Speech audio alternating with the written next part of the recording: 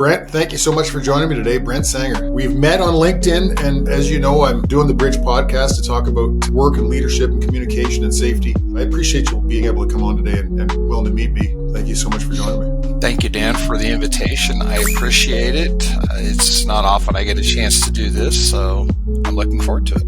Wonderful, wonderful.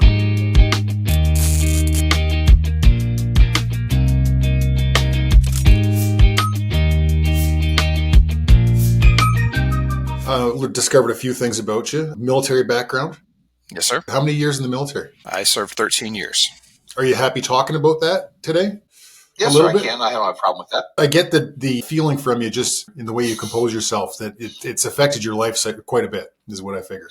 It has. It's between that and a couple of other of my careers, it influences how I work with my drivers when I deal with them. So it's a big part of my life. What would you say the most significant, if you can bring it down to one or two things, the most significant things that the military gave you for the rest of your life in terms of work? Discipline, most definitely.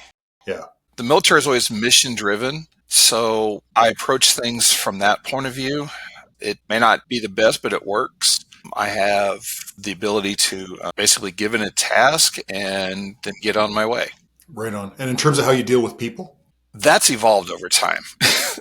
I can't treat everybody like I do in the military. I have to be nicer, politer. One thing I tell my drivers when I'm talking to them is normally I'm like I am now.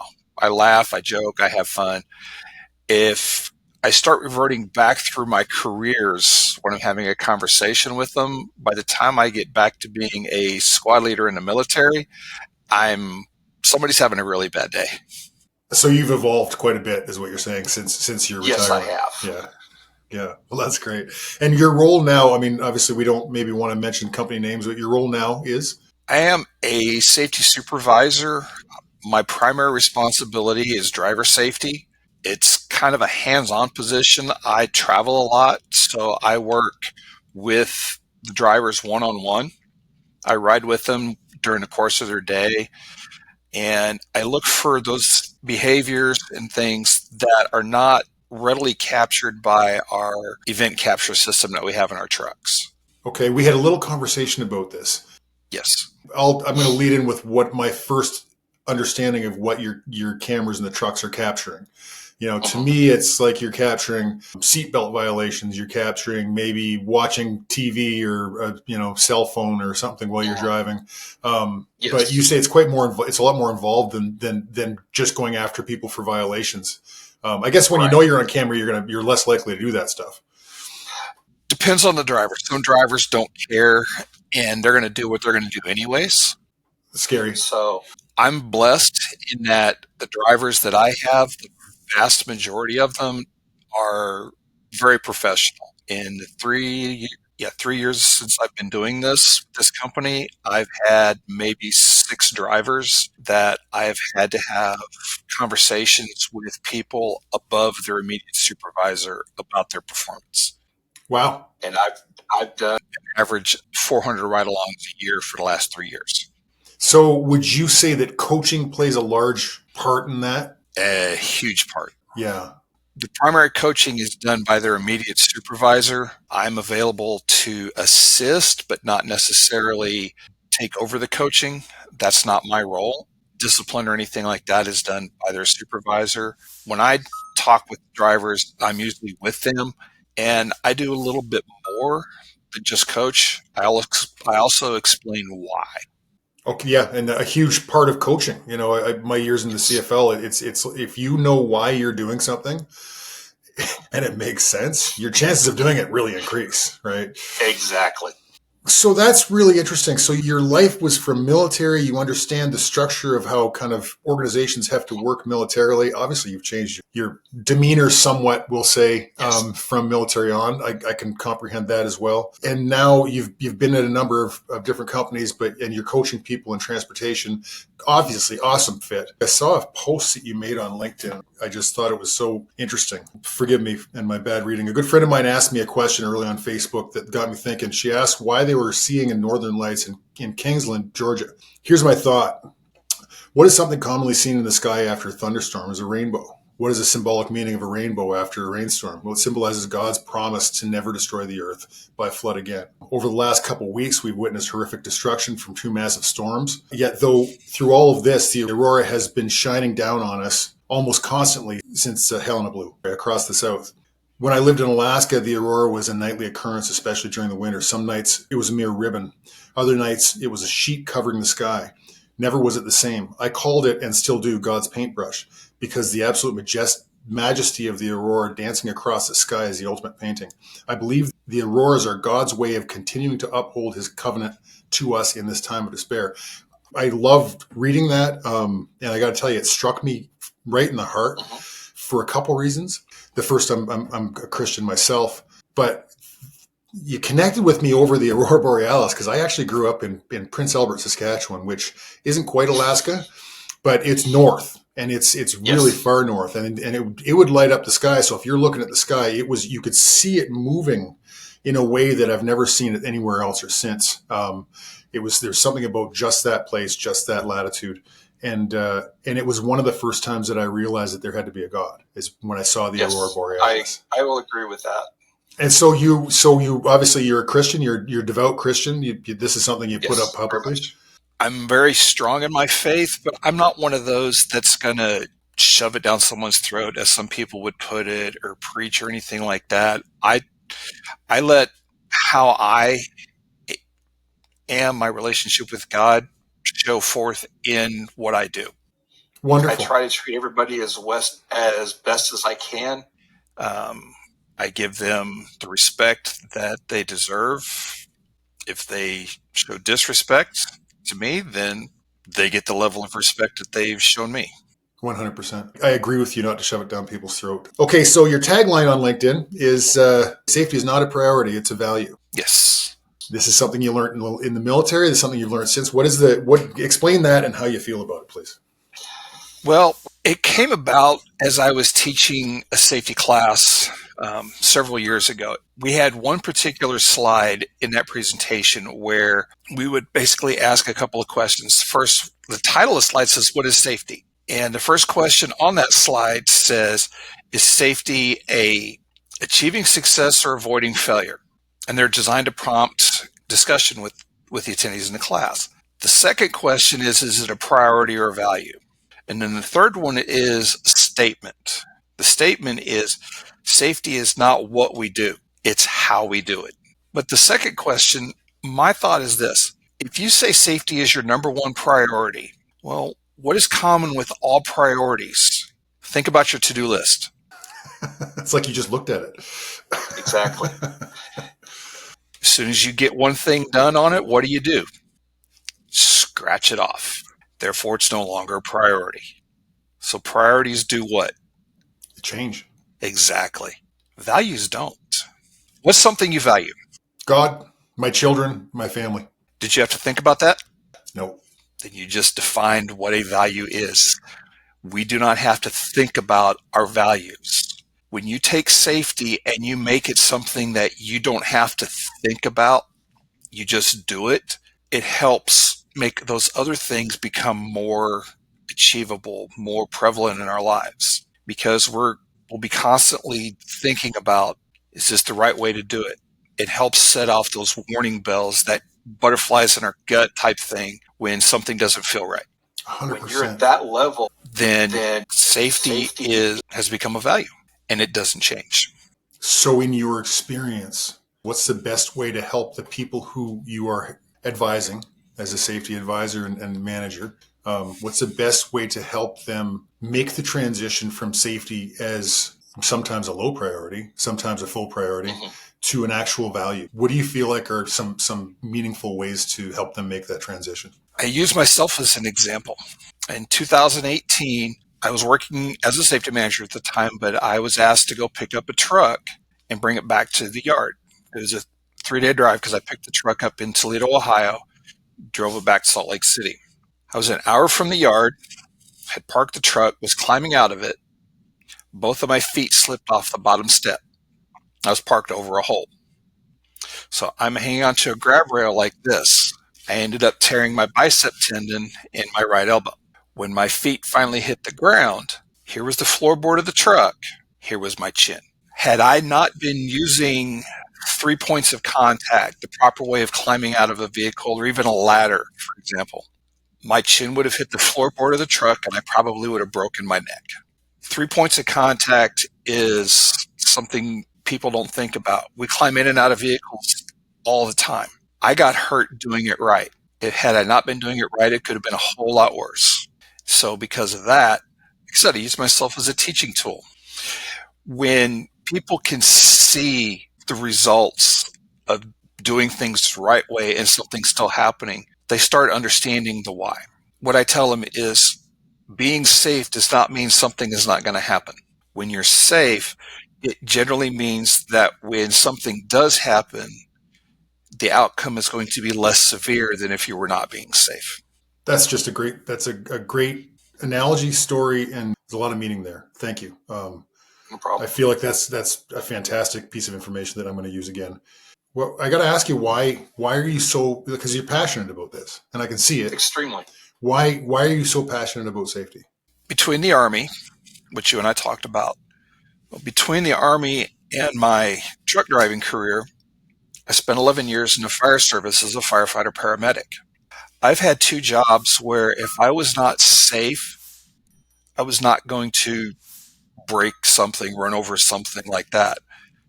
I was going to get zipped in a black plastic bag and drop 6 feet. I've seen what happens when people don't do things safe. I've had to be there to pick them up. I've had that 2 o'clock in the morning phone call for the drunk driver who crashes his car. I don't want that to happen to people. Yeah, well put. I feel like we got so much material already. This is wonderful. So, is there anything you want to see more of in your industry or in business, generally speaking, about safety? Is there anything you think that we need to see more of? Education. Okay. Teaching people why. Think about most training classes you've been to. What did you learn? You learned what to do and how to do it. Yeah. How often did you get taught why we do what we do in the way we do it? Only in football. When I was working in heavy oil, I had some great leaders, and there was a lot of great instructors there and a lot of great leaders and managers. So yeah, I definitely, there was heavier conversations, but I was further up the ladder too, right? Well, the oil and gas industry is extremely dangerous by nature just because of what they do. So they've got a lot more developed safety mindset than, say, driving. Most people, when they drive, there's a huge disconnect with one thing. A few years ago, there was a survey done of a bunch of people. And a couple of questions in that survey. One was their thoughts on texting and driving, or using their cell phone while driving. And they're like, yeah, nobody should be doing it because it's a huge problem. Well, a few questions later, they had changed things, and then they hit them with, do you use your phone while you're driving? I go, yeah, I don't have a problem with it. It's the mindset of, it's okay for me, but not everyone else. Yeah. We have to break that dynamic. And so that's one of the things I work on. I talk to the drivers. My drivers, we sit in commercial vehicles, so we sit higher than cars. So we have a better field of view. They see it countless times a day, people using their phone while they're driving. And it's the number of people that are caught by surprise because they're on their phone and all of a sudden traffic stops in front of them. Think about the last time you saw a dozen cars in a row all touching on the side of the road. Yeah. They're following too close. They're not paying attention. It's complacency. Complacency is the mind projecting forward because of the past. In other words, nothing will happen because nothing has happened. I feel like there's a lot of, and you can correct me if I'm wrong because you are the industry expert, but I feel like there's a lot of normalization of deviance when it comes to driving, more so than almost anything else, except maybe using your lawnmower. Like you're so used to getting in your car and doing it the way you want to do it and getting away with it most of the time. And people get so comfortable with driving around even a small car at a couple thousand pounds, 3,000 pounds, 4,000 pounds, that you forget that this thing is a lethal piece of machinery every day. And, and it's the same can be said for lawnmowers, like people don't, you see them with flip flops and tank tops and, no sunglasses, no protective gear, Exactly. walking up hills backwards, you see it and you're like, well, You can see it's you're talking about probably the most dangerous tool that people use on, most often in North America, right? So at that, you the got most your work. dangerous tool in the world, actually, right here. Yeah, fair game. Expand on that for me, Brent. It's a historical fact. Humans are the only animal on the planet that devises newer, stronger, and more lethal ways to kill each other. Where if you look at the animal kingdom, we're one of the weakest animals out there. We have a very limited temperature range that we can live in without protection. We can adapt, but it takes time, like anything. We have very limited bodily protection. We have a rib cage which protects our heart and our lungs, but even then that's not completely protective because it moves, it has openings. Well, and you're standing upright. You're standing upright, so your rib cage is exposing your major organs, generally speaking, in public all the time, right? Exactly. Yeah, except for your heart, lungs. Yeah. Even then, your heart's right here. It goes like this, but you can go between your ribs and still get to it. Yeah, that's right. Yet, we're the deadliest creature on the planet because of what we can create. Yeah. We don't have any natural defenses ourselves, so we have to build them. It's very true, and we're good at building them. Yes, we are. And it's necessary, just because of the nature of man, generally speaking, it's necessary to be able to protect yourself, to protect your family. Yes. So it's interesting. Most dangerous tool in history. Yes, absolutely. We've killed everything. Mm-hmm. What advice do you have for those looking to start a career in safety? First, decide which avenue you want to go. There's construction, general industry, oil and gas. Those are the ones through OSHA, Occupational Health and Safety Administration. Transportation safety is a very narrow niche, and it's scary because there's no real formal education in it. You take a 4-year degree in, say, supply and logistics or transportation and logistics. It's a business degree. Fleet safety is a 1-semester elective class, yet it's an entire career field. So you have to decide where you want to go. If you want to get into transportation like myself, I started out as a driver, learned the job on the road, came off the road, applied my learned knowledge on the road to talk to the drivers, which is how I coach them now. I don't coach them as a superior. I coach them as an equal with experience.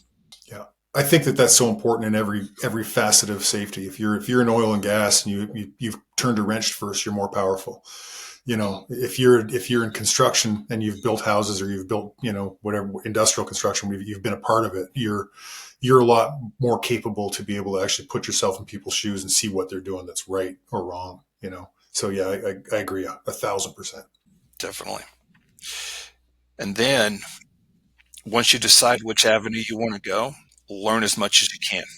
We have this phenomenal tool, the internet.